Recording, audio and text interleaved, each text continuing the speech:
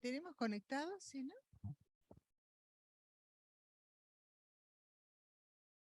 Bueno, buenos días, buenas tardes a todas, todos los presentes físicamente y virtualmente. Bueno, muy bien.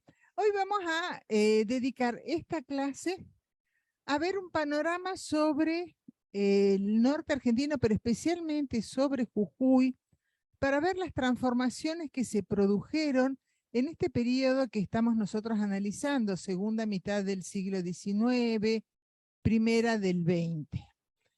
Y lo vamos a centrar especialmente en la historia agraria y las estructuras agrarias de la provincia de Jujuy.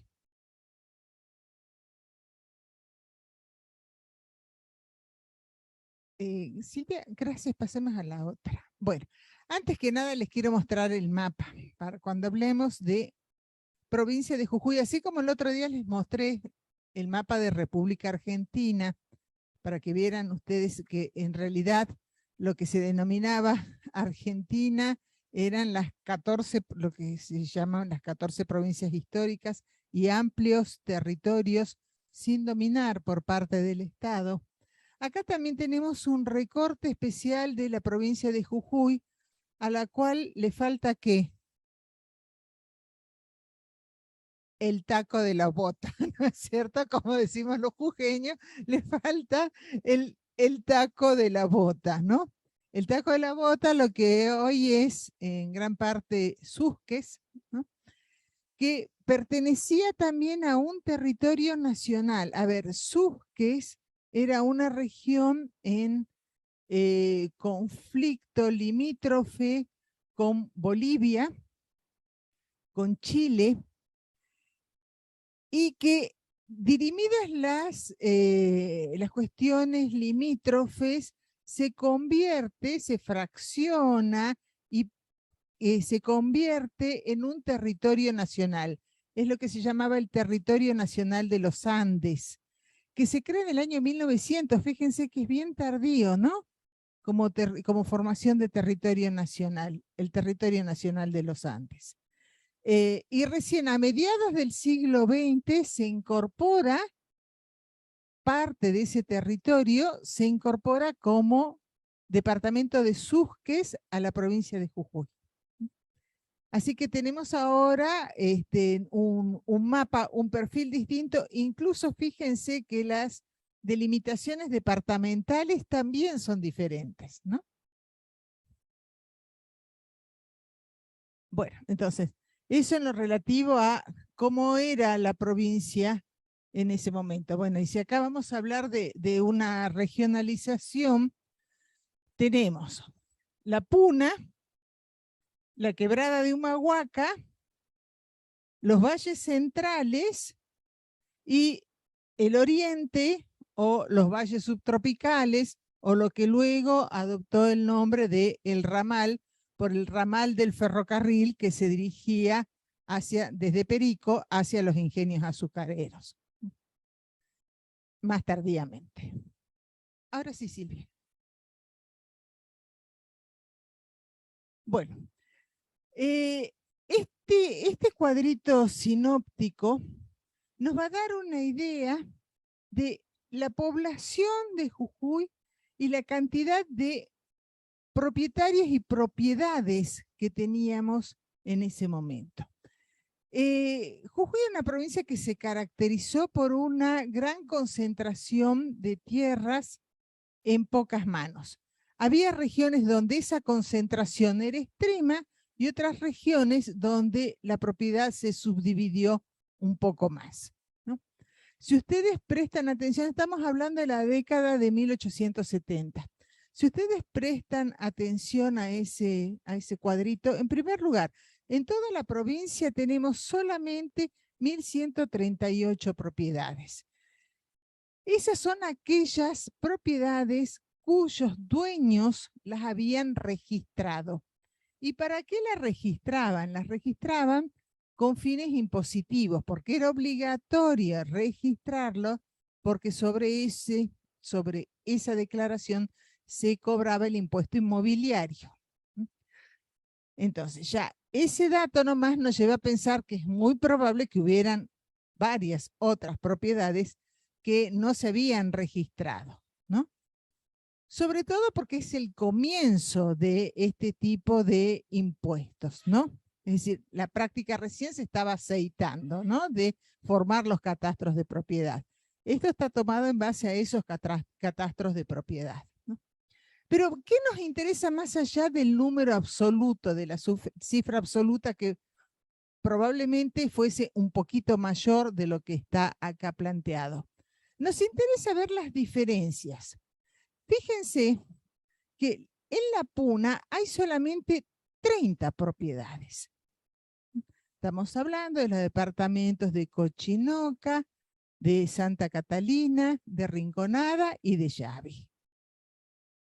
En toda esa gran superficie, donde vivían 12.335 personas, fíjense también que es la región más poblada en toda la provincia. Presten atención y van a ver que la Puna es la región más poblada en toda la provincia. Sin embargo, es la que menor cantidad de propiedades tiene. Esto nos va a llevar a poder entender por qué la Puna fue desde esta época una región conflictiva en torno a las cuestiones de propiedad de la tierra. Bueno, fíjense los valles subtropicales, es decir, el oriente, lo que eran los departamentos de Ledesma, San Pedro, Santa Bárbara y parte de Valle Grande, que como Valle Grande tiene dos regiones, una región baja que está más vinculada con el ramal, con la zona azucarera, y una región alta que está más vinculada a la quebrada. Digamos, cuando uno hace una regionalización de la provincia, Valle Grande puede estar incluido en uno o en otro lugar. Simplemente hay que decir dónde lo incluyó uno. Yo lo incluí dentro de valles subtropicales, ¿no? Bueno, ahí tenemos 48 propiedades. Y también tenemos una cifra de población que es alta. Miren, ya es de 8.879 habitantes. digamos que es luego de la región de la Puna, la otra región más poblada. Y son las dos zonas de mayor concentración de propiedad. Y después tenemos tanto Quebrada de Humahuaca como valles centrales, donde encontramos una mayor subdivisión. En la Quebrada de Humahuaca, 353 propiedades. En los valles centrales, que excluye a San Salvador de Jujuy, estas cifras acá en esta región, 322, y si le sumamos los que había en la población de San Salvador de Jujuy, en los alrededores, 385 propiedades, ¿no? Bueno, presten atención entonces, yo lo que quiero acá es que ustedes miren cómo se distribuye la propiedad en Jujuy y cómo se distribuye la población en Jujuy. Si tienen algo que decir, que preguntarme o observar, me levantan la mano y lo conversamos, ¿no? Porque a lo mejor en esto que son realidades por ahí un poco más conocidas, hay alguna intervención. Adelante, Silvia. Bueno, ¿qué les estoy poniendo en este cuadro? ¿Cómo se caracteriza la estructura agraria de la provincia? Entonces tenemos una alta concentración de la propiedad y con predominio del latifundio. Hablamos de grandes extensiones de tierras en dos regiones, en la Puna y en las Yungas. Ahora, estos latifundios, tanto en la Puna como en las Yungas, se diferencian entre sí. Tenemos en la Puna lo que un historiador de Jujuy que empezó trabajando, fue el pionero en trabajar estas cosas, que fue Guillermo Madrazo, denominó haciendas de arrenderos. Es decir, ¿quiénes eran estos arrenderos?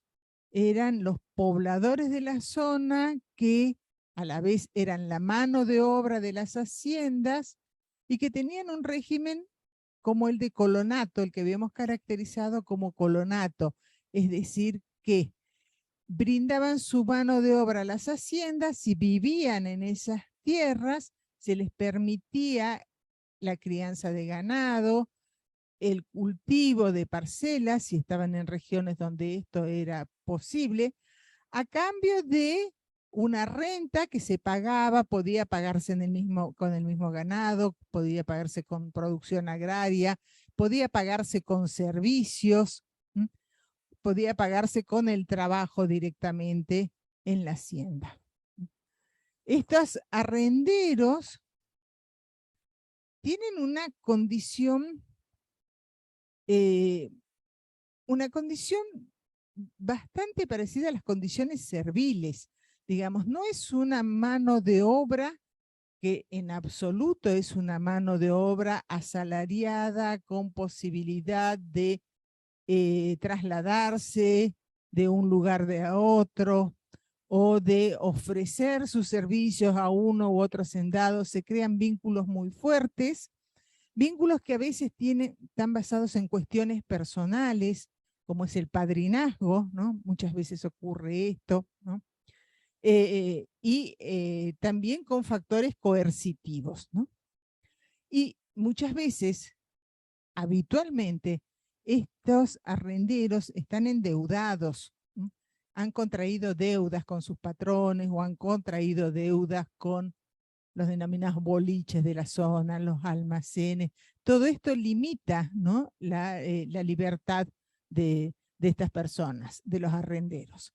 Y en realidad son estos arrenderos quienes ponen en valor estas tierras, porque son ellos los productores directos. En la gran mayoría de los casos, los propietarios de estas haciendas de la Puna son absentistas, es decir, no viven en la Puna, no trabajan en la Puna y tienen estas tierras porque les produce rentas. Algunos, pocos casos, las administran directamente y las explotan directamente. Además de tener arrenderos que explotan también la tierra, a la vez ellos mismos tienen porciones de cultivo o de producción, por ejemplo, de cebo, producción de velas, o bien crianza de ganado que administran a través generalmente de figuras de administradores, mayordomos, capataces. Fíjense que ahí les digo yo que en la Puna, en esa década, en 1870, son 15 los propietarios que concentran el 97% del valor de la tierra. 15 propietarios. Bueno, ¿qué diferencia tienen estas haciendas con las de las yungas, o llamémosle yungas, valles subtropicales, el ramal, el oriente de la provincia? Vamos a ir dándole distintos nombres. Algunos son más adecuados que otros, algunos pertenecen más a una microrregión que otra, pero no vamos a entrar en eso ahora. Bueno, ahí tenemos 3 haciendas azucareras importantes. Esas 3 haciendas azucareras importantes era una que luego desapareció y sus tierras se dividieron, que era San Lorenzo, asentada en Calilegua, más o menos para qué, y alrededor del río San Lorenzo. Era una de las haciendas más importantes. La otra es la hacienda de San Pedro, lo que después se va a transformar en el ingenio La Esperanza. Y la otra era la hacienda de Ledesma, que después va a ser el ingenio homónimo, ¿no? El ingenio de Ledesma. Además hay otras pequeñas haciendas, no es que solamente hay 3, hay otras pequeñas propiedades que se dedican a la crianza de ganado, se dedican a al cultivo de azúcar, a la fabricación de mieles, de aguardientes, de chancaca. Estas 3 que yo les nombré al comienzo son las más importantes y concentran el 70% del valor de la tierra de esa región, ¿no? Por otro lado, tenemos la quebrada de Humahuaca con una realidad distinta. Ahora lo vamos a ver, la quebrada de Humahuaca, a comienzos del siglo XIX, aún mantenía los denominados pueblos de indios con tierras comunales. Cuando esas tierras se subdividen en un proceso de parcelación y de imposición de propiedad privada, que es típico de la época y lo que nosotros, ¿se acuerdan que denominamos procesos de desamortización y que ocurren acá en Quebrada de Humahuaca? Se crean pequeñas propiedades. Muchas de esas pequeñas propiedades están aún en manos de los antiguos comuneros indígenas. Pero a la par hay también grandes haciendas en Quebrada de Humahuaca. Por eso les digo yo que hay una coexistencia de minifundio y latifundio. Y en Valles Centrales, que era una zona ganadera, de estancias ganaderas, que se fueron subdividiendo, hay un dominio en general de mediana propiedad. Y va a ser la zona más activa en cuanto a un tránsito hacia una mano de obra asalariada.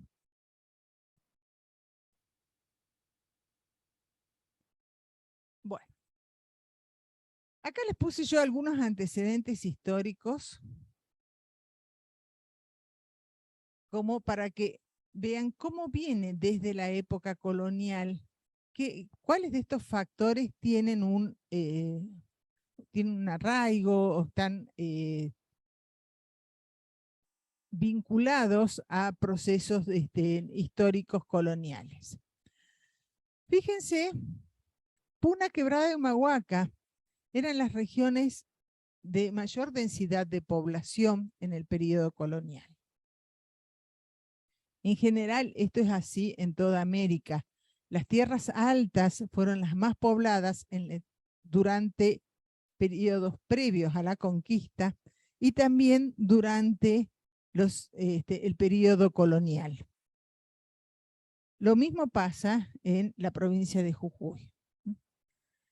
Esas eran las tierras más apetecidas por los colonos españoles, por los conquistadores, y una de las razones era justamente la abundancia o la mayor cantidad de pobladores y la mayor cantidad de recursos que podían obtenerse de esos pobladores.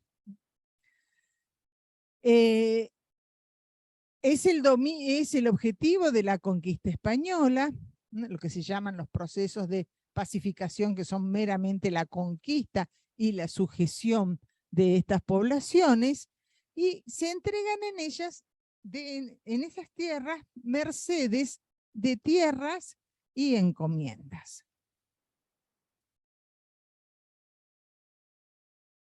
Les hago una pequeña salvedad, porque acá muchas veces estos términos se confunden, lo que es una merced de tierras y lo que es una merced de encomiendas. Una merced es un acto de entrega gratuita. El rey hace merced de una porción de tierras o hace merced de un pueblo, un grupo de indígenas. Normalmente se hacía merced como premio a acciones de conquista. Algún español que se había destacado en las acciones de conquista. La merced de tierras implicaba entregar una porción de tierra en propiedad. Eso implicaba una merced de tierras. Ahora, ¿qué implicaba una merced de encomienda? Una merced de encomienda implicaba que el rey cedía a un personaje, normalmente un español destacado, el derecho a percibir el tributo de un grupo indígena.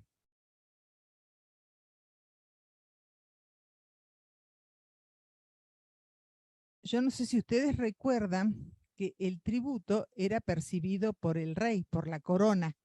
El tributo era una oblación, era una especie de impuesto que la corona con lo que la corona había grabado a los pueblos indígenas y que debía pagarse al rey.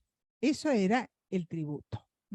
Ahora, cuando el rey hacía una merced de encomiendas, quería decir que el encomendero tenía la facultad de cobrar ese tributo y tenerlo él mismo, conservarlo él mismo como una ganancia. Y a la vez, podía requerir ciertos servicios de esos indígenas encomendados. En general, había abuso sobre los servicios que se podían exigir a los indígenas encomendados. Porque esto estaba limitado, por las leyes de Indias estaban limitados, pero las autoridades quedaban lejos, las vigilancias no eran habituales, entonces muchas veces había una sobrecarga de exigencias de trabajo sobre los indígenas encomendados, que terminaban convirtiéndose muchas veces en mano de obra del encomendero. El encomendero a la vez tenía obligaciones respecto de estos indígenas, entre ellos evangelizarlos y ver que tuviesen las tierras suficientes para crear sus pueblos. Esto les cuento porque después va a tener trascendencia y va a tener consecuencias ya en el periodo republicano. Porque ¿qué pasa? Los pueblos de indios podían tener dos antecedentes diferentes en su creación. Uno de los antecedentes era que el rey dotaba a los pueblos de tal comunidad, a tal comunidad indígena, de tierras. Y esas tierras se medían, se mensuraban, se delimitaban y se les entregaba un título. A esos indígenas se les entregaba un título de que esas tierras eran de la comunidad.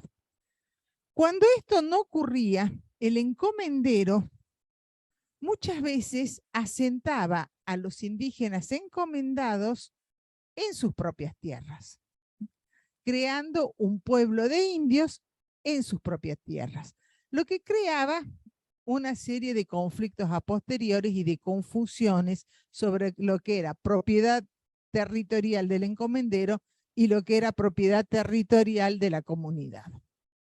Eso lo van a ver después que se presenta. En la quebrada de Humahuaca, lo que ocurre es que a comienzos del siglo XIX, terminadas las guerras de independencia, se plantea qué hacer con los que aún subsistían como pueblos de indios, que eran, miren los nombres, San Francisco de Tilcara, San Antonio de Humahuaca, Santa Rosa de Purmamarca, que poseían tierras que abarcaban gran parte de la región. Estos habían sido pueblos de indios y continuaban siendo pueblos de indios hacia la década de 1830. A la vez, habían haciendas vecinas, grandes extensiones de tierras, que rodeaban a las tierras de comunidad indígena. Y en esas haciendas vivían indígenas en calidad de arrenderos. Así.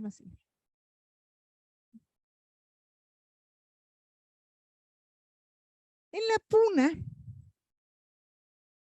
había habido un pueblo de indios importantes, dos en realidad, que son Casabindo y Cochinoca, que eran indios encomendados al Marqués del Valle de Tojo, que es lo que conocemos acá en Jujuy como el Marqués de Yavi. En realidad, el título era Marqués del Valle de Tojo. Pero estos indígenas de Casabindo y Cochinoca tenían tierras propias, tierras de comunidad, que no eran las tierras del encomendero. Sin embargo, comenzado el proceso republicano y cuando en la asamblea, en el año 1811 y luego en la asamblea del año 13, se prohíbe la encomienda, no sé si ustedes se acuerdan, uno de los servicios que se prohíben, de los servicios obligatorios, es la encomienda. Encomienda, mita, llanoconazgo se prohíben. Cuando se prohíbe la encomienda, ¿qué hace el encomendero? El encomendero deja de cobrar el tributo a los indígenas de Casabindo y Cochinoca, pero les empieza a cobrar arriendo, como si las tierras del pueblo fuesen tierras del encomendero. Con lo cual comienza el periodo republicano como si en la Puna no hubiesen pueblos de indios con tierra, porque pasan a ser arrenderos del marqués. ¿Queda claro eso? Más o menos. Son procesos largos. Son procesos largos y además son procesos complejos, porque se asimila el pago del tributo al pago del arriendo. Y en realidad, los tributarios se consideraban encomendados al marqués, pero en realidad ya la figura legal había desaparecido. Sin embargo, ellos seguían pagando, pero lo que pagaban ya no era un tributo. Lo que pagaban ya empieza a ser un arriendo por tierras que en realidad eran propias, pero legalmente estaba confundido porque el marqués tenía, y eso es también, tenía un título de donación en merced de una parte de esas tierras. cuando los historiadores reconstruyen todas las tierras que recibe la familia Campero en Merced, encuentran que hay una parte que se superpone en derechos, cosa que era muy común en la colonia, ¿no? Que se superpusieran derechos sobre las mismas tierras. Así que era confuso, sí.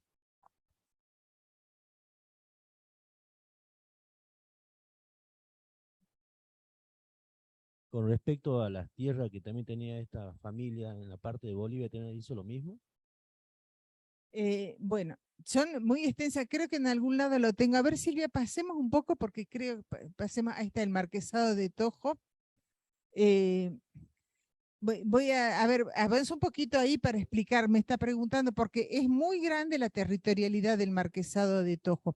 ¿Se acuerdan que yo les hablé del mayorazgo y las propiedades vinculadas en la clase pasada? Bueno, este es el mejor ejemplo que tenemos acá, ¿m?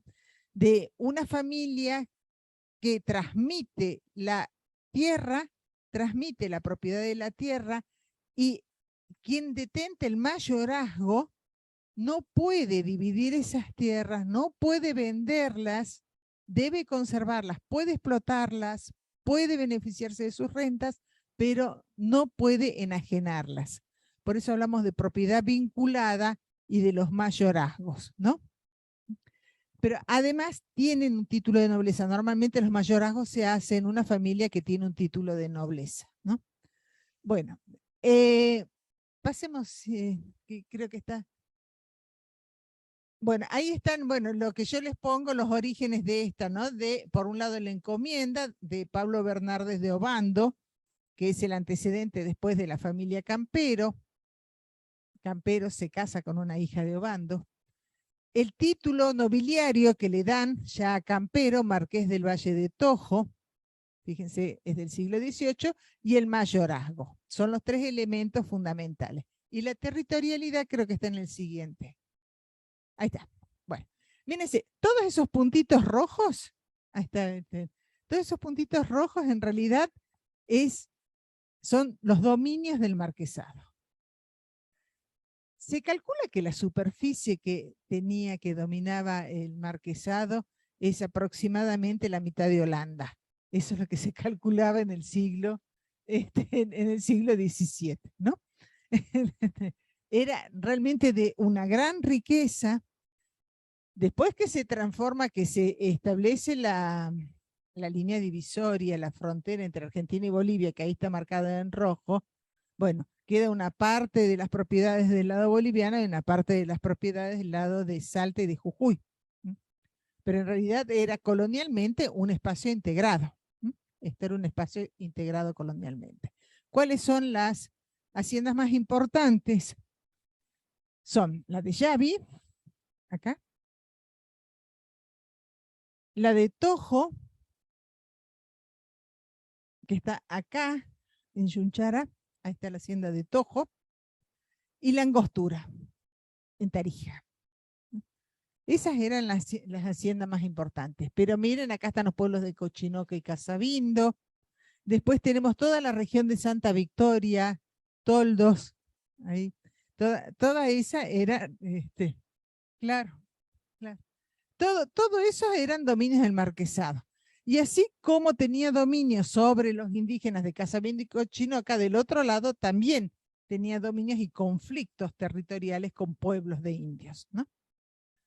Eh, es el mayor dominio territorial que dura hasta 1920, empieza a subdividirse este mayorazgo.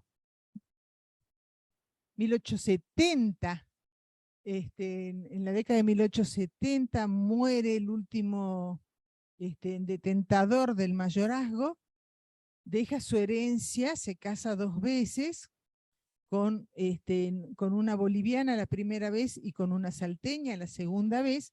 Entonces deja los bienes de Bolivia a los hijos de su primer matrimonio y los bienes de Argentina a los hijos de su segundo matrimonio. Y después van a ver, porque acá hay un conflicto, muchas de estas tierras pasan después a imbricarse en la historia de los ingenios azucareros porque son arrendadas por patrón costas, algunas arrendadas, otras compradas por patrón costas, como forma de desplazar a la población y mano de obra de una zona a otra. Por eso les estoy contando esto, porque son historias que tienen una muy larga duración, ¿no? Es decir, estas cosas tienen consecuencias, ¿no?, en otras regiones y en periodos posteriores. Entonces vos me preguntas, no sé si te respondí, Raúl.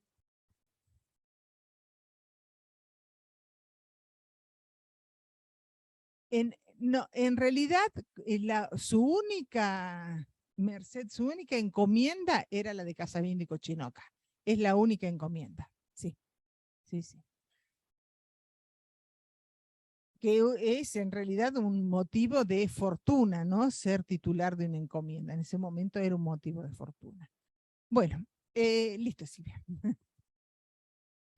Bueno, esto para que vean quiénes pagaban tributo. Hay muchas cosas que yo las tengo porque las fui elaborando y las tengo acá, pero algunas nos van a servir más y otras menos. Para que vean acá cuántos tributarios habían. Tributario se cuenta al varón adulto. Pero entonces cada tributario representa una familia. Eso es lo que tienen que saber. Porque tributan los varones adultos. Entonces, fíjense que en Xavi hay 881 tributarios. Eso quiere decir que tenemos 881 familias que están tributando. La gran mayoría al marqués, en Xavi. En Santa Catalina Rinconada están tributando al rey. 1340, 1395. Miren la cantidad de familias tributarias. En Cochinoca tributan al marqués. 3142. Fíjense que en toda la Puna hay 6758 tributarios. Es la región de mayor cantidad de indígenas, ¿no? Y por eso es que interesa tanto a la corona esta región, la Puna, el dominio de la Puna. Porque es una riqueza en ingresos, en potencial mano de obra, en producción. Fíjense, en la quebrada de Humahuaca, en cambio, tenemos en total 483 tributarios. Son muchos menos los tributarios. Es menor la población de quebrada de Humahuaca. Y en el rectoral es San Salvador de Jujuy, lo que se llamaba el curato rectoral, San Salvador de Jujuy. Hay 35 tributarios. En la zona de Valle son muy poquitos. Y están en Portiraxi, Porocloyas, esa es la región de los tributarios.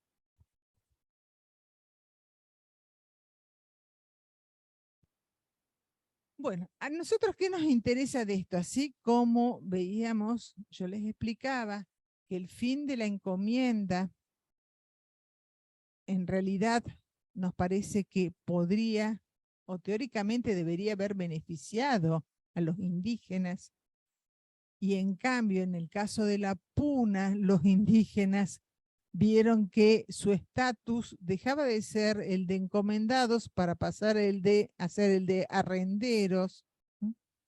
En el caso de la quebrada de Humahuaca, el fin de del pago del tributo les implica que se ponga en duda la propiedad de sus tierras. Acá empiezan a circular respecto a la propiedad de la tierra de los pueblos de indios, empiezan a circular en toda América dos teorías. Hay una teoría que sostiene, estoy hablando de la época esta, ¿no?, comienzo del siglo XIX, que sostiene que las tierras de los pueblos de indios habían sido otorgadas por el rey en propiedad a esos pueblos. Hay otra teoría que sostiene que en realidad lo que entregó el rey es el dominio útil, es decir, el usufructo, el derecho a cultivarlas, a usarlas, a beneficiarse de ellas. pero no el dominio directo, es decir, la titularidad de las tierras. ¿Mm? Por lo tanto, quienes sostenían esa teoría, que es la que viene a dominar en gran parte de América, empieza a interpretarse que el Estado republicano es el heredero del Estado colonial. ¿Mm? Y por lo tanto hereda también sus derechos. Es decir, que el Estado republicano hereda los derechos sobre las tierras de indios. ¿Me siguen hasta ahí? Y por lo tanto, esos indígenas van a ser ahora meros usufructuarios.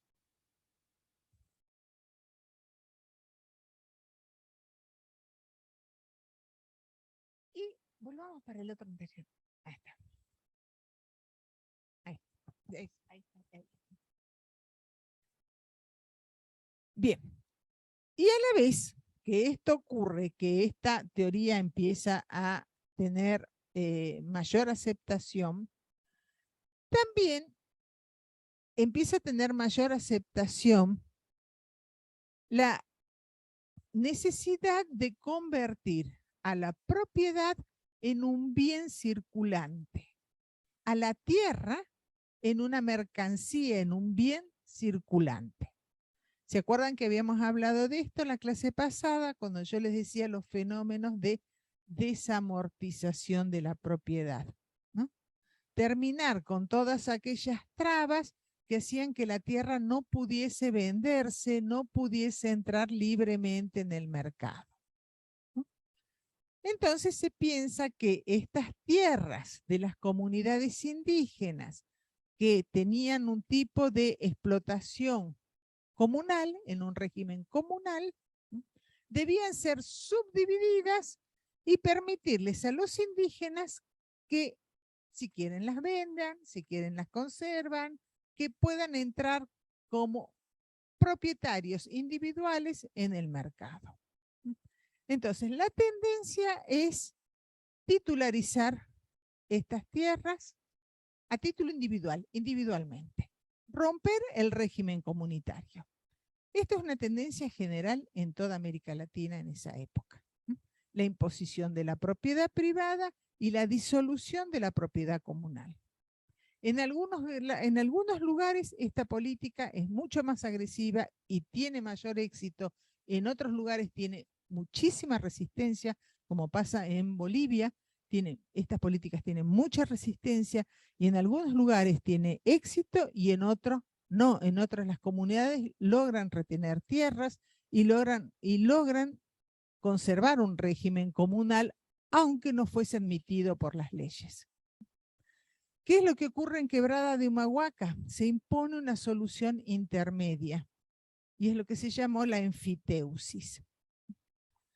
La enfiteusis es un tipo de propiedad que concibe dos titulares, y volvemos a lo mismo, un titular teórico, que es el que tiene el dominio directo, y un titular de hecho, un titular práctico, que es el que tiene la tierra, el que la trabaja, que es el que tiene el dominio útil.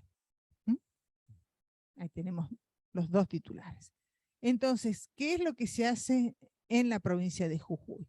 Se deja el dominio útil a los excomuneros, se los registra, se les cobra un canon que pagan al Estado provincial en reconocimiento del dominio directo. Esto, ustedes podrían decirme, es como si fuesen arrendatarios, pero en realidad la enfiteusis no es como si fuesen arrendatarios, porque el régimen de enfiteusis lo que equipara al dominio útil con un verdadero propietario. El enfiteuta podía vender su dominio útil. También lo podía transmitir por herencia. Tenía, la verdad, que un régimen como si fuese un verdadero propietario. Este proceso de división de las tierras de comunidad de los pueblos indígenas e imposición del enfiteusis fue lo que creó en las tierras más cercanas a los pueblos esta pequeña propiedad que fue dominante y característica en Quebrada de Humahuaca. Pero todas las tierras altas, que eran las tierras de pastoreo, se conservaron en grandes extensiones y esas tierras fueron quitadas a los pueblos de indios, fueron expropiadas por la provincia, se pusieron en arriendo y luego después se vendieron. Entonces ahí tenemos dos procesos, ¿no?, que son del año 1839 y esto dura hasta 1870 aproximadamente, el régimen de enfiteusis. ¿Sí? Pregunto qué pasaba si dejaban de pagar el canon de la enfiteusis. Había un motivo fundamental para terminar el contrato de enfiteusis, porque se firmaba un contrato. Por eso es que los historiadores hemos podido reconstruir esto, porque están los papeles en el archivo, están los contratos. Si se dejaba de pagar el canon, el gobierno podía reclamar la tierra como propia y entregarla en enfiteusis a otra familia. Es decir, que la obligación, la enfiteusis tiene, ese contrato tiene siempre como característica el pago de un canon, siempre.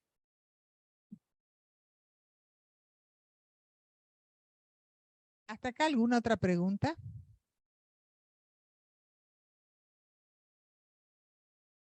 El enfiteuta, no, el enfiteuta, es decir, aquel que tenía la tierra, el que la trabajaba. Lo otro era un dominio teórico, ¿no? El dominio directo es una especie de dominio teórico. Me da derecho a cobrar esa renta, ¿no? Después el que realmente dirigía qué hacer con esa tierra, la trabajaba, la podía transmitir en herencia, podía vender la enfiteusis y vender su derecho de enfiteusis a otro que pasaba a ser el enfiteuta, siempre y cuando hubiera acuerdo con el dominio, el titular del dominio directo. El dominio directo era del Estado, tal cual.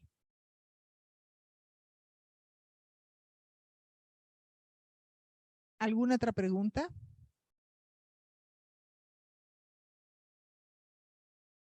¿Esto es sinónimo de dominio teórico?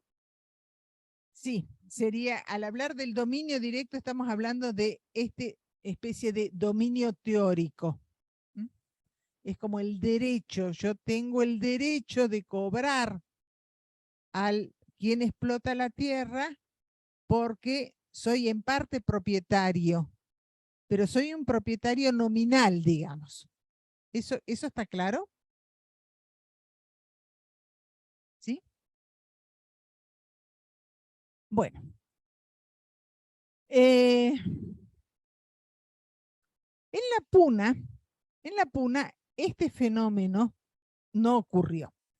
¿Por qué? Porque, como les dije, en un comienzo en la Puna, termina el régimen colonial, termina la encomienda y se considera que los indígenas de Casabindo y Cochinoca eran arrendatarios del Marqués del Valle de Tojo.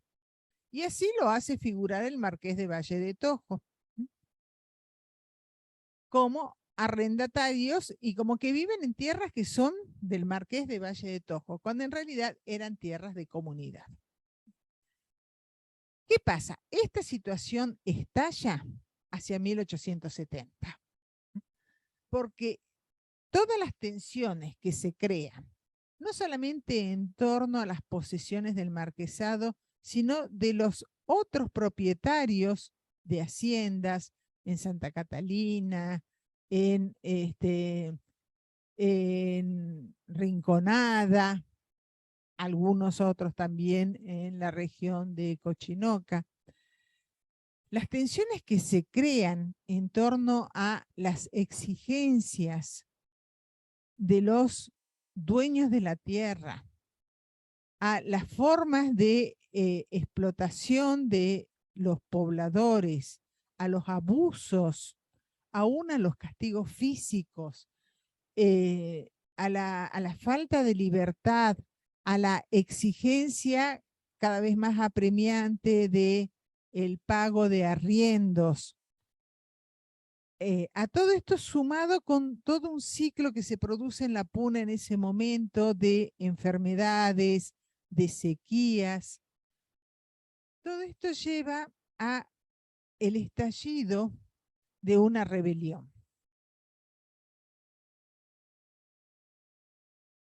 No lo tenemos. Esa es lo que se conoce como rebelión de la Puna, que es la que desemboca en la batalla de Quera. Esa rebelión en realidad lo que lleva después es a que las tierras de Cochinoca y Casabindo sean declaradas propiedad del Estado provincial. Y en definitiva, los pobladores de Cochinoca y Casabindo, de los antiguos pueblos de indios, quedan también como arrendatarios del Estado provincial. Antes de eso, antes de detallarles un poquito más eso, les muestro acá los propietarios. Fíjense los propietarios de cada uno de los departamentos de la Puna, los nombres, cuál es la propiedad y los nombres. Algunos les van a sonar, algunos son muy apellidos de la zona. Y fíjense las extensiones de la propiedad. Fíjense la finca de Santa Catalina, tiene 119.500 hectáreas. Son enormes extensiones. Fíjense, Yavi, la finca de Yavi, la hacienda de Yavi, tiene 225.000 hectáreas. En Rinconada, San Juan y Granadas, 350.000 hectáreas. Son realmente enormes extensiones.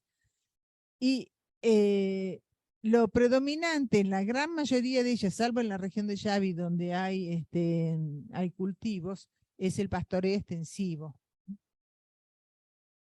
¿Querías preguntar algo, Raúl? Iba a preguntar eso, de cuál era la explotación de tantas tierras.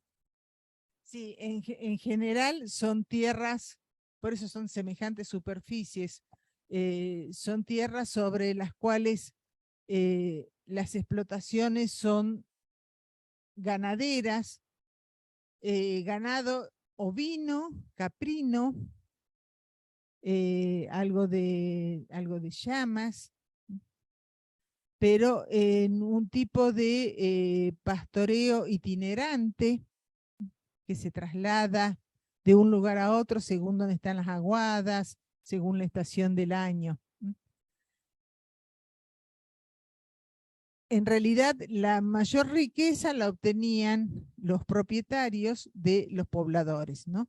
Del pago de los arriendos, de la entrega de animales, de la entrega de lana, de la entrega de carne, de cebo, etcétera. O bien directamente de sus servicios personales. Bueno, esto es lo que les decía yo, la rebelión de la Puna entre 1872 y 75. Este es un episodio muy conocido en la historia de Jujuy, ¿no? Cuando hablan de la batalla de Quera, que es en realidad la derrota indígena, ¿no? en esa rebelión. Y el fallo de la Corte Suprema de Justicia de la Nación, porque el conflicto llega hasta la Corte Suprema de la Nación, y que decide que Cochinoca y Casabindo, que esas tierras eran en realidad propiedad del fisco jujeño. ¿Y por qué se decide esto? Porque el razonamiento es el mismo que se empleó para poder fijar la enfiteusis, para poder implementar la enfiteusis. Se sostuvo que las tierras de Casabindo y Cochinoca habían sido dadas por el rey a la comunidad indígena, para el pueblo indígena de Casabindo y Cochinoca, pero que habían sido entregadas como dominio útil y el rey se conservaba el dominio directo. Por lo tanto, la provincia de Jujuy había heredado de la corona española el dominio directo. Por lo tanto, las tierras eran de la provincia de Jujuy. Es el mismo argumento que se utiliza en el caso de la enfiteusis. Es decir, que todo este proceso de desamortización en la provincia de Jujuy es en favor, fíjense que es el despojo de la titularidad de los indígenas sobre sus tierras, es a favor del Estado provincial.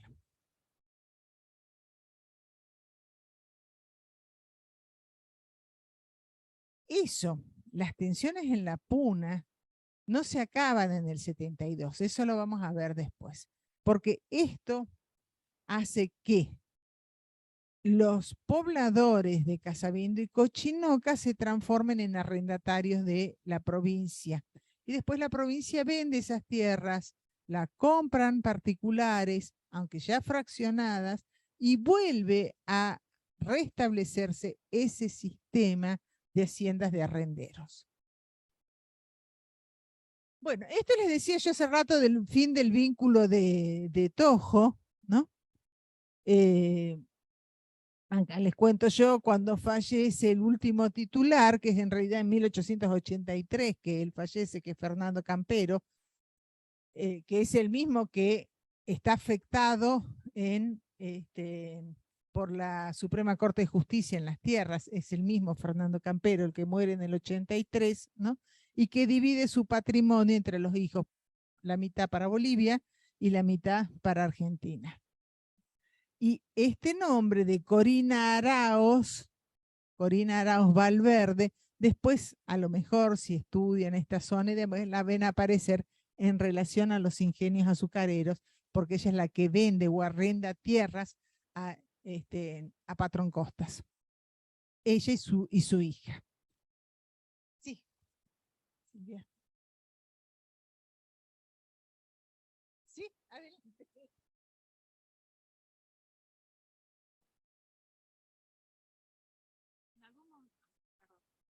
De Marcos Moreno.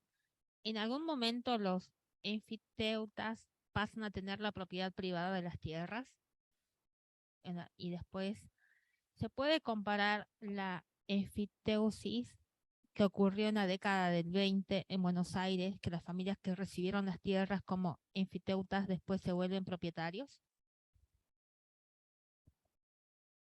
Bueno, respondo esa pregunta respecto a la enfiteusis. Pregunta, si en algún momento los enfiteutas se transforman en propietarios, en plenos propietarios. Sí, ocurre. Ocurre en la segunda mitad del siglo XX, en la década de 1860 se dicta una ley que en realidad lo que hace es fomentar al fin de la enfiteusis y a la plena propiedad, de manera que facilita que los enfiteutas puedan pagarle al Estado para comprarle al Estado el dominio directo y de esa forma lo que se llamaba era perfeccionar la propiedad, los dos dominios, y quedarse como propietarios privados. Eso ocurre en la gran mayoría de los enfiteutas. Terminan pagando al Estado provincial para quedar como titulares de la propiedad privada perfecta, como se llamaba en la época. Perfeccionar la propiedad, es decir, unir los dominios en uno solo. Sí, y en provincia de Buenos Aires, aunque la enfiteusis de Rivadavia no es exactamente igual, pero también ocurre que los enfiteutas pudieron en algún momento comprar esas tierras. Sí.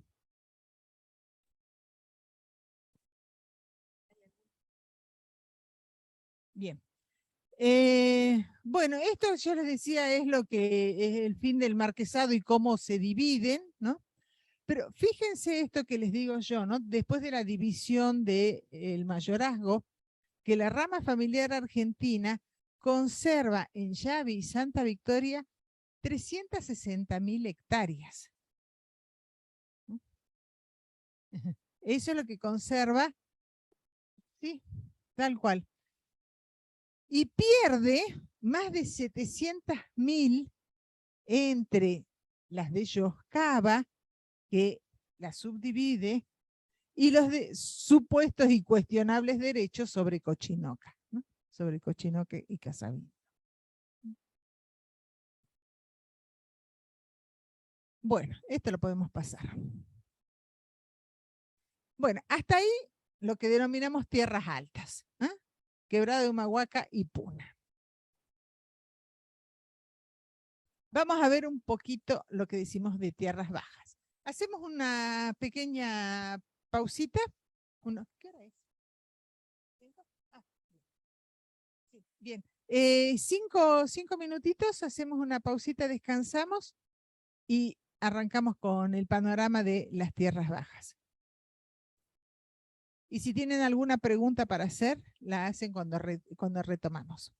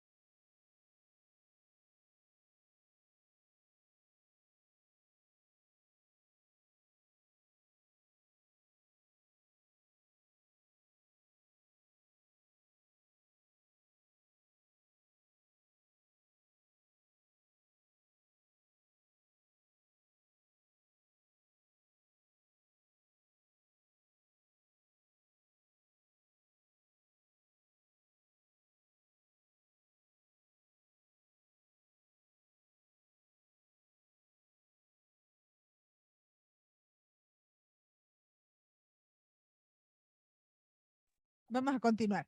Voy a pasar ahora a la historia más azucarera, digamos, del oriente de la provincia. Antes de eso, ¿quieren alguna aclaración respecto a lo que expliqué hace rato? Sí. Usted decía que había como dos teorías principales, que una era que pasaba la propiedad puede ser a los pueblos y la otra es que pasaba pero no de forma total, ¿sería? Esas son las dos que están presentes. Sí. Respecto a las dos teorías en torno al origen de las tierras de los pueblos de indios, ¿no? Estas son las interpretaciones que se hacen en el periodo republicano, ¿no? Son las interpretaciones que se hacen respecto a qué había entregado la corona española. Una de las teorías sostiene que la corona española entregó la plena propiedad a los pueblos de indios. Al fundarlos y darles la concesión de tierra, se las daba en plena propiedad. Por lo tanto, los indígenas eran propietarios en común, en régimen comunal, de sus tierras.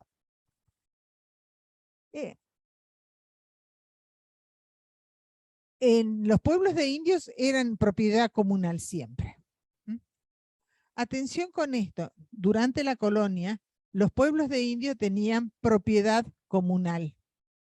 Pero ¿se acuerdan que también los municipios tenían propiedad comunal de algunas tierras? ¿Se acuerdan que les comenté yo de las zonas alrededor de los pueblos, que era donde se podía pastar a los animales, o habían las aguadas, o se podía recurrir para traer leña?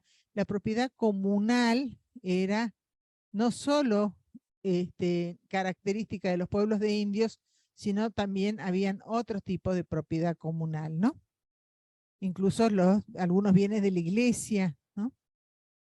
Bueno, la otra teoría sostenía que la corona, al entregar las tierras a los pueblos de indios, no se las había dado en carácter de plena propiedad, sino que solamente les había entregado el dominio útil y que la corona había retenido para sí misma el dominio directo.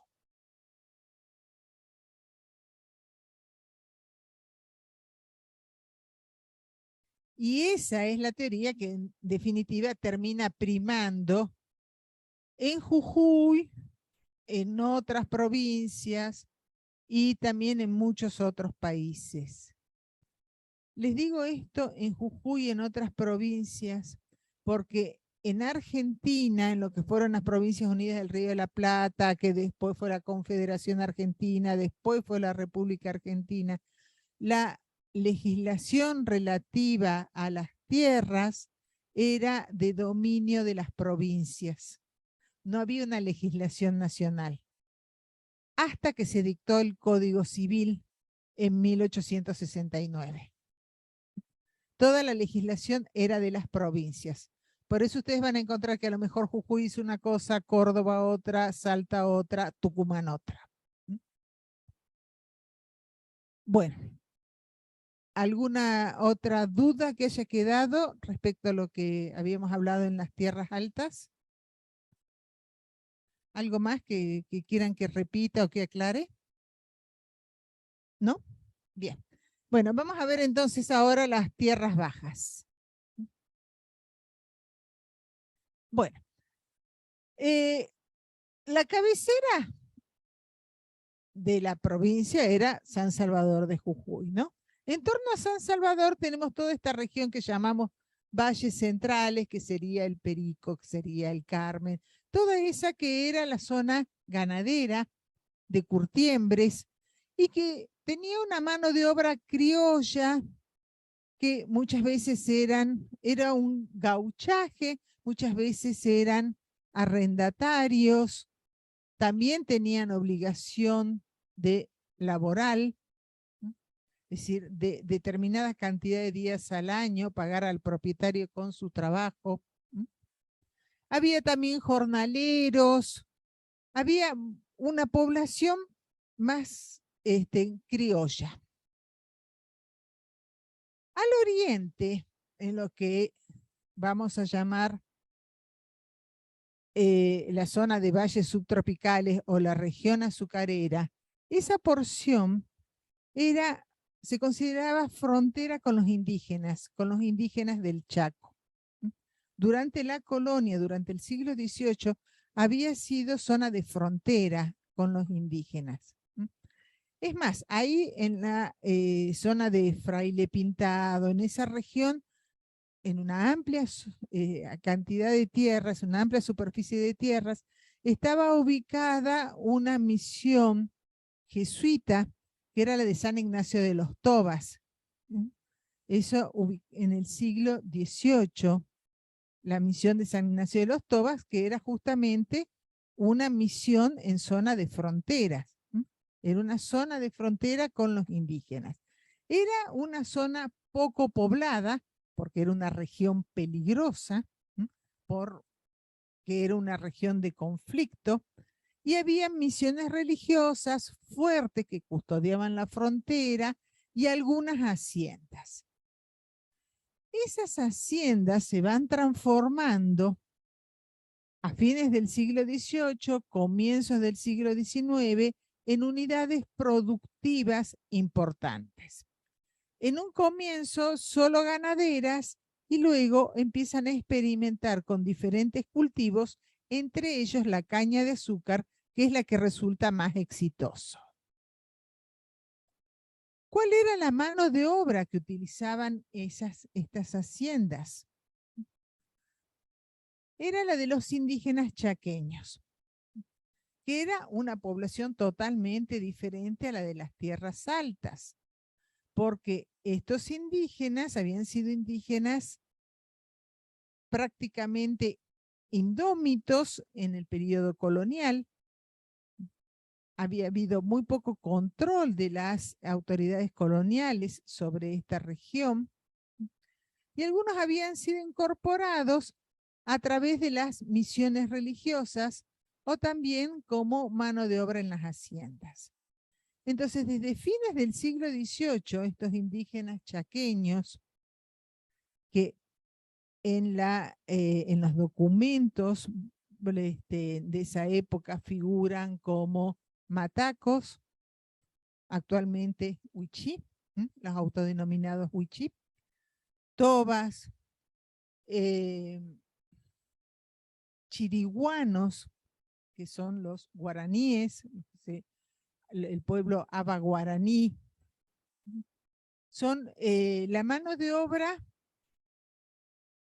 más habitual y más numerosa desde fines del siglo XVIII en estas haciendas, que se trasladan con todas sus familias en las épocas de cosecha de la caña, en la época de zafra. Se instalan en tierras de las haciendas, levantan allí sus chozas, están entre 6 meses más o menos, entre 6 y 7 meses, y luego volvían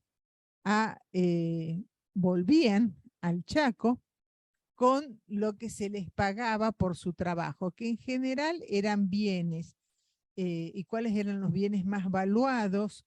Eran los caballos, eran las telas, las armas de fuego y los instrumentos, los útiles y armas de hierro. Esos eran los más valiosos. Era una mano de obra muy barata para los ingenios, pero muy poco disciplinada, porque obviamente no era una mano de obra que tenía los ritmos de un obrero, un proletario, acostumbrado a los ritmos de la producción capitalista. Nada que ver. Bueno, lo que después es los departamentos de San Pedro, Ledesma y Santa Bárbara, esa región se llamaba Curato de Río Negro. Y hacia 1830 esa región ya queda fuera de la frontera con el indígena, y se van asentando estas haciendas, la de Ledesma, San Pedro, San Lorenzo, San Lucas, Río Negro y Reducción. Muchas de ellas sobre las ruinas del fuerte de Ledesma y sobre las tierras que habían sido de la reducción de San Ignacio de los Tobas. Esta es una zona poco poblada. Fíjense que hacia 1839 tienen alrededor de 1000 habitantes. Es muy poco poblada.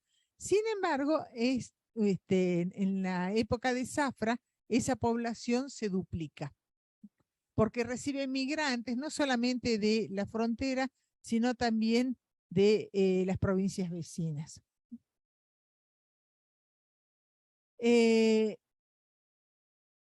Esta población, estos trabajadores, que les pongo acá ya que era un grupo heterogéneo, el de los trabajadores, había inmigrantes españoles. ¿Saben? Había muchos que habían quedado desde las guerras civiles, desde las guerras de independencia, y que habían quedado asentados en la zona, que uno se pregunta qué hacían acá, gente que venía de Perú, por ejemplo, ¿no? Y que uno encuentra en los registros y qué hacían acá. Bueno, gente que había quedado después de las guerras de independencia. Después muchos que venían de Salta, de Bolivia, del oriente de Bolivia, llega una gran cantidad. Hay todavía esclavos, hasta mediados de siglo hay algunos esclavos que eran trabajadores de las haciendas, y algunos libertos también africanos, que muchos de ellos son capataces, y muchos otros son artesanos. Y estos denominados indios infieles, que es el nombre que le dan las fuentes, los testimonios de época, son los que asistían al trabajo temporario. La otra, Silvia. Estas haciendas, que en realidad tenían una producción casi artesanal, rudimentaria, de azúcares, aguardientes, chancacas, se modernizan con los elementos de la Revolución Industrial Inglesa, el hierro y la máquina a vapor. Modernizan sus fábricas, compran la maquinaria inglesa, contratan a los técnicos ingleses para que vengan a instalar esa maquinaria, y todo esto es posible gracias a la llegada del ferrocarril, todavía no a Jujuy, sino a Tucumán. En 1876 el ferrocarril se extiende hasta Tucumán, y eso se aprovecha para traer las máquinas que entraron por el puerto de Buenos Aires, se montan en el ferrocarril hasta Tucumán, y luego se las trae, se las lleva en carretas hasta los ingenios. Junto con esas máquinas llega un técnico inglés que es Leach, que viene justamente a instalar esas maquinarias. Y lo hacen en dos de las haciendas, en la hacienda de Ledesma y en la hacienda de San Pedro. ¿Sí? La Mendita es el tercer ingenio que surge un poquito más tarde, en 1892, y no tiene como origen una hacienda, sino que se funda ya como un ingenio moderno. Las otras sí eran antiguas haciendas que se modernizan. La Mendieta es una sociedad que se crea para fundar el ingenio, un ingenio moderno, y que es el más pequeño y el que menos suerte tiene, ¿no? de estos ingenios. Los dueños originarios de estos ingenios eran familias fundamentalmente salteñas. Los ovejeros, los cerdas, los araos, son los dueños originarios de estos ingenios, y son los que forman las sociedades que permiten la modernización. Y en La Esperanza, en el ingenio en la hacienda de San Pedro, se asocia, Araos lo asocia a Leach, a Roger Leach, que es el técnico inglés. En realidad Roger Leach no llega con capital financiero, llega con capital de conocimiento. Su capital es el conocimiento, es un técnico adiestrado en las máquinas de la revolución industrial. Y de a poco Leach va trayendo a sus hermanos de Inglaterra y va comprando las acciones del ingenio y finalmente quedan los Leach como propietarios de los ingenios. El azúcar, esa sigue llamándose Leach, me parece. ¿Eh?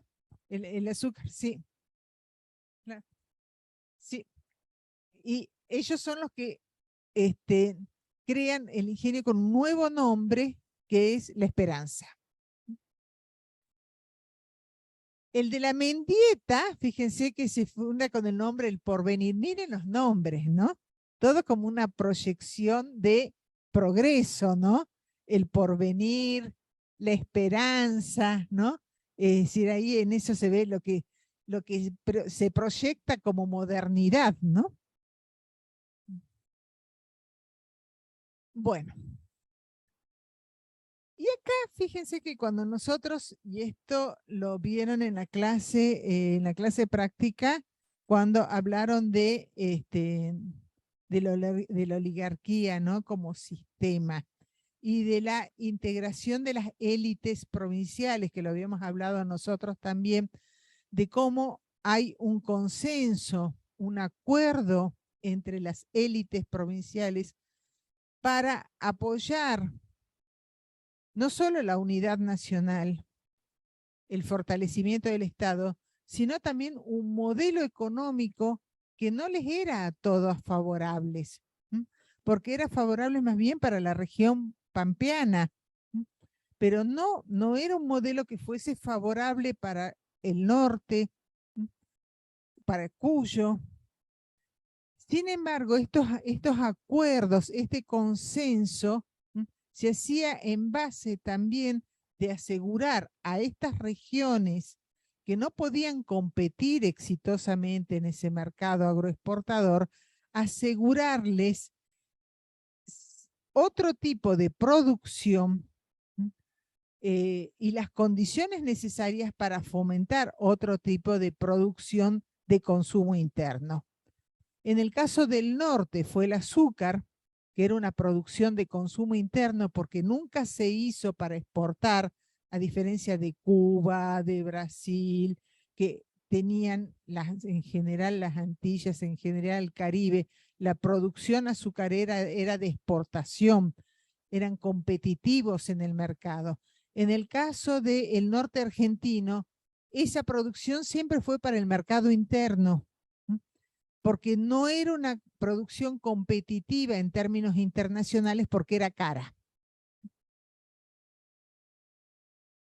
Por eso era necesario la protección estatal impositiva, era necesario que el Estado Nacional estableciese un impuesto para el azúcar importado de manera de hacerlo más caro que el azúcar nacional. Porque caso contrario, si no lo que se consumía era el azúcar importado. Entonces, la protección impositiva lo que hacía era crear esa barrera de manera que el azúcar nacional pudiese ser comprada en el mercado interno. Otra de las medidas de protección y de fomento a esta industria del norte del país, esta agroindustria del norte del país, es el trazado del ferrocarril, porque también para que esta producción azucarera, para que el azúcar pudiese llegar al mercado, al más amplio mercado, que era el del litoral, que era el de Buenos Aires, el de las ciudades metropolitanas, digamos, era necesario que los costos de traslado bajaran. ¿Y cómo podían bajar esos costos del traslado? Con un traslado más moderno que era el ferrocarril. Entonces la llegada del ferrocarril, primero a Tucumán, luego a Jujuy en 1891, y llega el ramal, ¿no? Lo que se conoce como el ramal, que llega a los ingenios en 1905. Bueno, otra cuestión más es la asociación de capitales. No hay una inversión muy grande de capitales extranjeros, pero lo hay. Llegan capitales franceses, capitales suizos, capitales alemanes, que se invierten en estas sociedades por acciones, que se forman en los ingenios, conteniendo en principio a los antiguos propietarios, y de a poco desplazándolos. Y otra condición importante para que estos ingenios funcionaran era la provisión de una mano de obra abundante y barata, cual siguió siendo en un principio y hasta la década de 1920, siguió siendo la de los indígenas chaqueños. Esa era la mano de obra más abundante que llegaba especialmente para la zafra.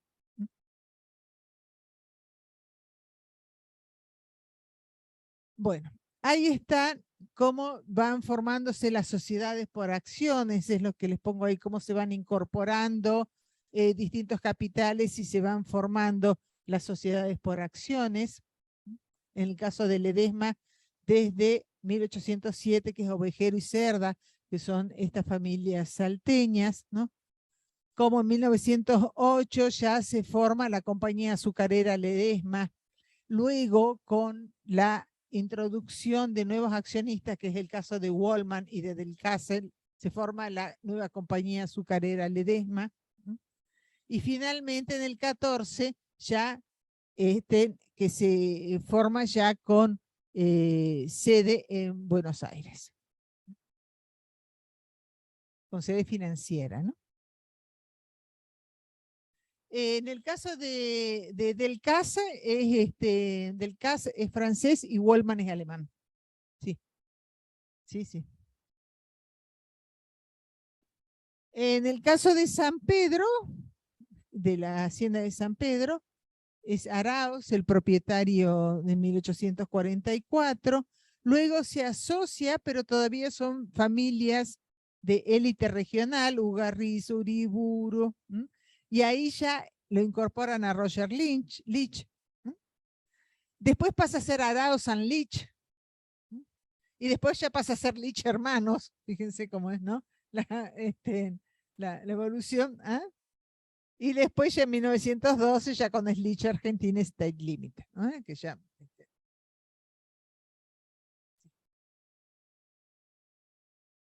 Bueno, yo creo que acá ya no vamos... A ver, pasemos la otra. Bueno, a ver, les voy a explicar algo acá. Ustedes más o menos deben haber escuchado nombrar alguna calle, un IFD, algo, Tello, ¿no? Gobernador Tello, ¿no? Tello fue gobernador de la provincia de Jujuy en la década de 1880. ¿Y por qué fue importante Tello? Porque Tello en realidad es el que intenta modernizar las condiciones de la propiedad territorial en Jujuy. ¿Y qué es lo que hace Tello? A ver. Tello lo que hace, por lo pronto, en los ingenios azucareros, ¿qué es lo que hace?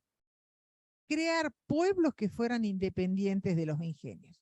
Porque ¿qué pasaba con los ingenios azucareros? Eran enormes estructuras territoriales, porque los ingenios se habían creado sobre las haciendas, por lo menos tanto el de San Pedro como el de Ledesma se habían creado sobre enormes extensiones que eran las haciendas, y que con la modernización encima continúan expandiéndose y adquiriendo más tierras, porque a medida que la capacidad productiva les permitía, iban ampliando la extensión de cultivos. Entonces, las poblaciones del oriente quedaron encerradas adentro de los ingenios. Lo que hace Tello es plantear a los propietarios del ingenio, y él lo dice claramente, estas son situaciones feudales. Esto parece feudalismo, que un pueblo esté adentro de una propiedad privada. Un pueblo tiene que ser un municipio independiente y tiene que estar a cargo de las autoridades municipales, que no pueden ser los propietarios de una hacienda. Por lo tanto, es necesario crear pueblos autónomos. Y eso es lo que le propone a Arauz, y logra que Arauz acceda a una subasta de tierras en San Pedro para crear el pueblo de San Pedro como independiente del ingenio. Y el pueblo del ingenio pasa a ser La Esperanza, como pueblo del ingenio. San Pedro queda como un pueblo autónomo. Eso es lo que intenta hacer Tello en Ledesma. En Ledesma la negociación con los propietarios es muchísimo más dura, no lo consigue, comienza Tello con esa negociación, no lo consigue, finalmente recién Libertador General San Martín se crea en 1901 como independiente de lo que sería pueblo ingenio, lo que queda como pueblo ingenio, esa separación. Pero también Tello funda otros pueblos en el norte con independencia de las haciendas. ¿Por qué? Porque las capitales de cabeceras estaban adentro de propiedades privadas. Entonces crea Abrapampa. Cuando se funda Abrapampa tiene el nombre de Siberia Argentina. Ese es el nombre que se le da a Abrapampa. Puesto del Marqués. Miren, ¿no? Del Marqués, es del Marqués de Tojo, del Marqués de Yavi, el puesto de ganado, ¿no? Puesto del Marqués, que se llamó Pueblo Patricios en un primer momento. Puesto del Marqués en Cochinoca. La Quiaca, la primer Quiaca, lo que hoy queda como Quiaca Vieja, es una primera fundación que hace Tello en Yavi. Después la Quiaca ya se funda en 1907, se funda ya como terminal del ferrocarril, posterior a él. Uquía, Pampichuela, Caspalá, Santa Ana y Valle Grande. Lo que ocurre en Valle Grande, en el departamento de Valle Grande, es que Tello negocia con los propietarios el fraccionamiento de la finca. Lo que dice Tello es los conflictos sociales por la tierra se van a acabar cuando los campesinos sean dueños de las tierras donde viven. Entonces, lo que hace es negociar con los propietarios de las tierras su fraccionamiento y la venta a los campesinos. Y a la vez, él, como gobernador, gestiona créditos para posibilitarle a esos campesinos que adquieran la tierra. Eso lo hace en Valle Grande. El fraccionamiento de la gran propiedad en Valle Grande es gestión de Tello. Y funda estos pueblos, Pampichuela, Caspalá, Santa Ana y Valle Grande. Eso mismo que hace en Valle Grande, de subdivisión del latifundio, lo hace en Yoscaba y lo negocia con la viuda de Campero, que era la titular de Yoscaba.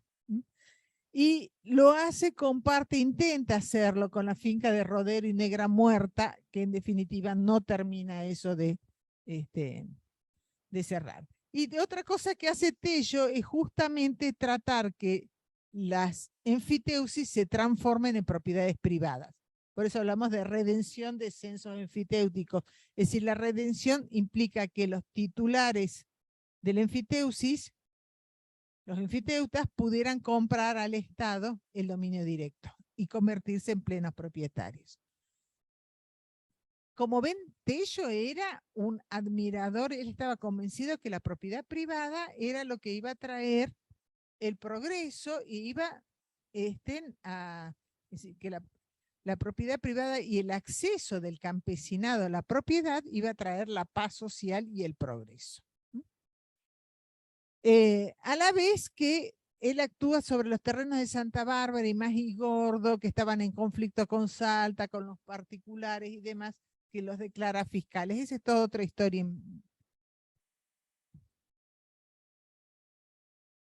Bueno, esto ya lo habíamos visto, la variación en 1900. Bueno, fíjense la variación de propiedades entre 1872 y 1904, ¿no? Fíjense, por ejemplo, la subdivisión acá. ¿Se acuerdan que yo les había dicho la región del Oriente hay 48 propiedades? Fíjense, en 1904 hay 792. Y esto tiene que ver sobre todo con Valle Grande, que está incluido en esta zona, que es el fraccionamiento de la finca. de Valle Grande. Y en la Puna, fíjense, de 30 propiedades ya tenemos 338, y esto tiene que ver con la expropiación de Cochinoca y Casabindo y la subdivisión de todas esas tierras y el fraccionamiento en nuevas propiedades. En general hay un crecimiento total, ¿no? De todas las, hay fraccionamiento, el periodo hay fraccionamiento. Bueno, los impactos de la modernización azucarera. En primer lugar, en relación al Estado provincial. Llega un momento donde, fíjense, el peso de los impuestos que percibe el Estado y que tiene que ver con la producción azucarera. En 1890 representaban menos del 4% de lo que percibía el Estado como impuestos. En 1915, la mitad de los impuestos que recibe el Estado vienen del azúcar. Esto nos habla también de una conjunción de intereses, ¿no? Entre los intereses privados de los empresarios azucareros y los intereses del Estado provincial. El azúcar termina siendo el sostén del Estado provincial. Pero no solo eso, sino que el gobierno se endeuda con los ingenios porque los ingenios empiezan a otorgarles préstamos al gobierno. Eso hace que la capacidad de autonomía del gobierno para tomar decisiones respecto a todo lo que es relativo a los empresarios y a la industria azucarera sea limitada. Hay un impacto demográfico muy importante porque de ser la región de la provincia menos poblada, pasa a ser luego la región de la provincia más poblada. ¿Por qué? Porque se transforma en motor del desarrollo capitalista de la región, del desarrollo productivo de la región.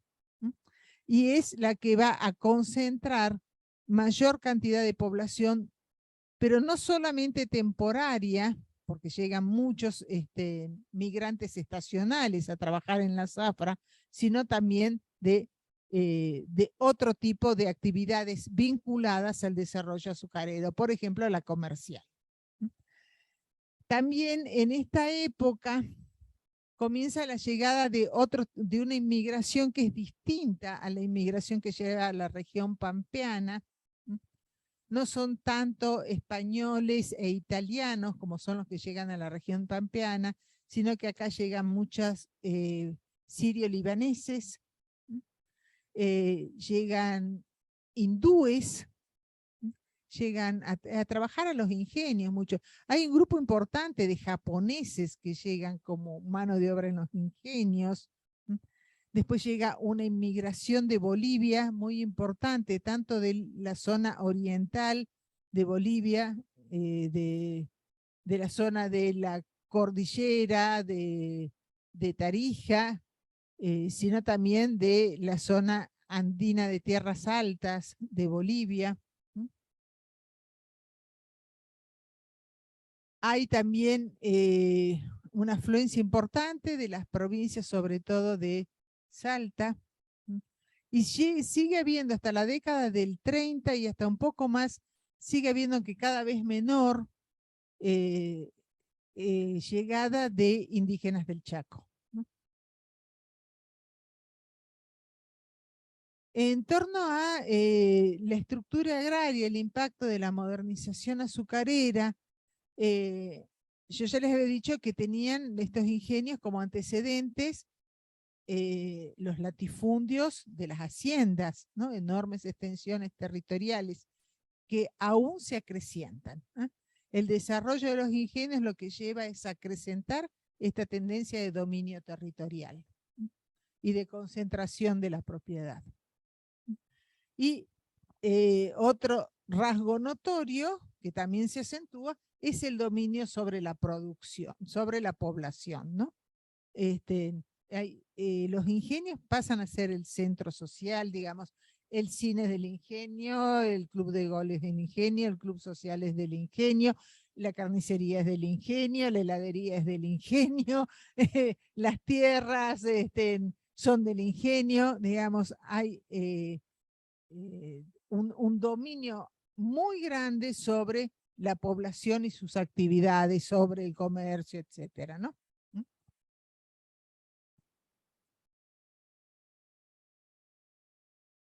Miren acá el crecimiento de la población, lo que yo les decía. Estos son los primeros 3 censos nacionales de población.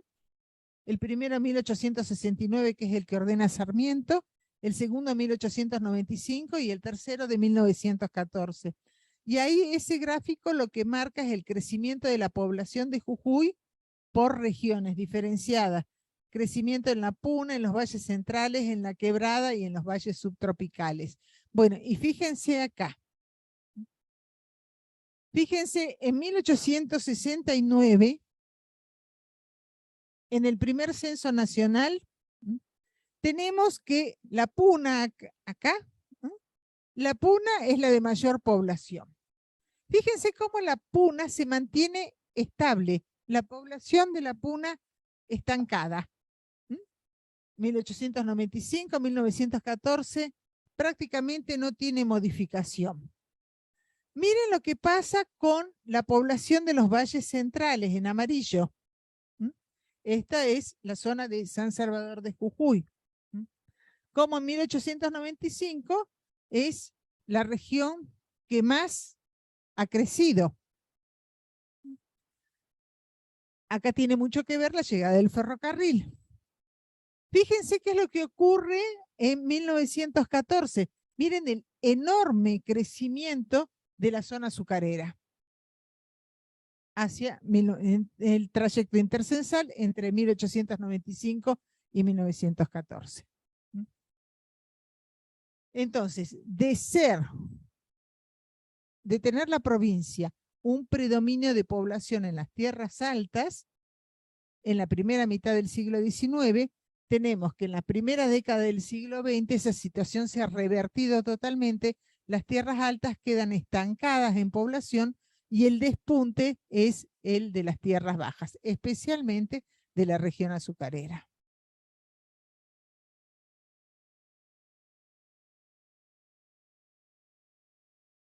Bueno, estos son datos de cultivos de caña, cómo va creciendo, aumenta el cultivo de la caña, lo podemos pasar, Silvia.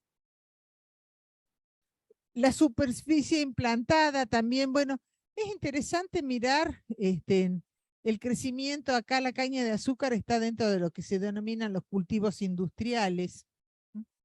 El crecimiento en la superficie cultivada, acá la vemos ya dentro de los cultivos industriales discriminadas. Y la producción de azúcar en toneladas en los ingenios de Jujuy. Miren que hay un momento que en realidad es el ingenio de La Esperanza el más importante y el de mayor producción. Y fíjense que eso es hasta 1905.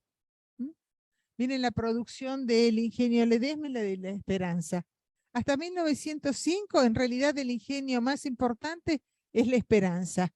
Después ya hacia la primera década, hacia 1908-10, ya empieza la competencia entre uno y otro y finalmente se transforma después Ledesma en el mayor productor. Pero fíjense que todavía están ahí, ¿no? Por momentos es La Esperanza, por momentos es Ledesma. Luego va a ser ya Ledesma.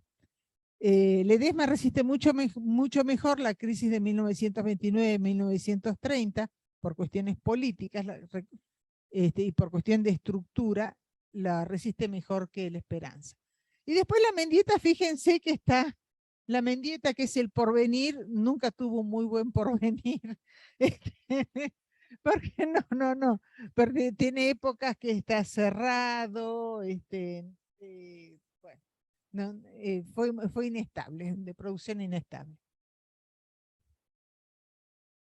Bueno, no, estos son datos, en realidad son datos que yo hice una vez para un curso en el INTA y que les interesaba más este tipo de información sobre superficies sembradas, etcétera. Lo podemos pasar. Yo creo que estamos. Sí, ya está. Listo. Bueno, esto es así un panorama general sobre un poco desarrollo productivo de la provincia, características de estructuras agrarias, y bueno, es así, abuelo de pájaro. Yo les puse un texto que es el que les recomiendo que lean, que es justamente el de las reformas que hace el gobernador Tello, porque ese texto recoge un poco las características de la provincia y de las estructuras anteriores y posteriores a Tello. Así que bueno, si no hay preguntas que hacer, nada que quieran que amplíe, que aclare, ya nos vemos la próxima clase, ya con el profesor Salinas.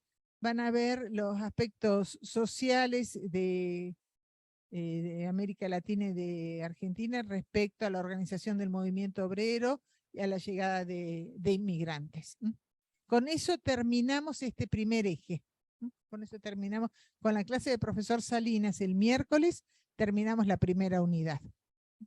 Les aconsejo por favor que vayan leyendo. Vayan leyendo la bibliografía. Bueno, si no hay nada más que sí.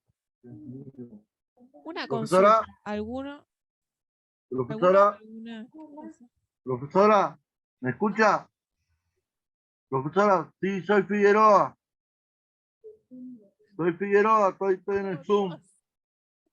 Tuve un inconveniente Sí, técnico y bueno, escucho. ¿Qué es lo que más pasa? razones de sueño y qué sé yo.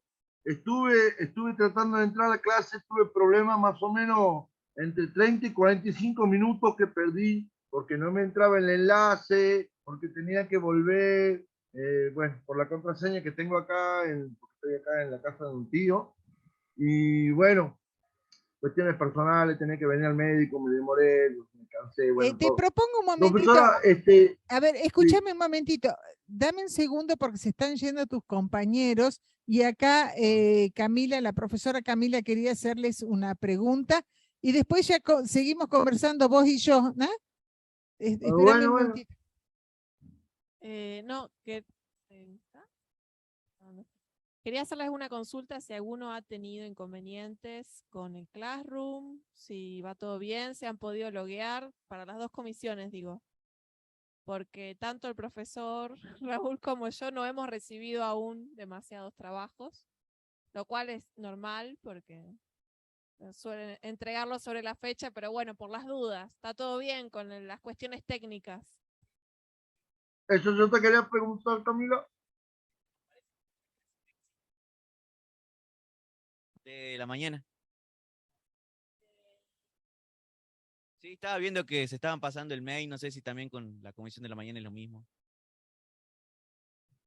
Sí, y me aparece como que la clase es inexistente, me aparecen. Sí, también.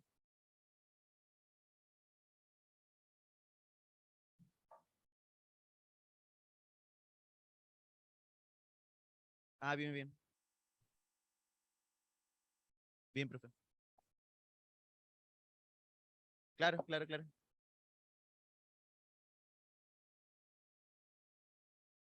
Siempre que tengan ese problema avisen, por favor, así en clase para todos, díganlo, porque a lo mejor el programa se le planteó a él y a algún otro y la solución le sirve a todos, ¿no? Así que siempre avisen. Bueno, muy bien, hasta luego entonces, y ahora sí te escucho. Decime. Nada, bueno, tuve problemas para entrar y también le quería preguntar a Camila cómo es el tema del enlace en el grupo, porque bueno, ya digamos, ponerme a resolverlo al práctico y enviarlo cuanto antes. Más que nada,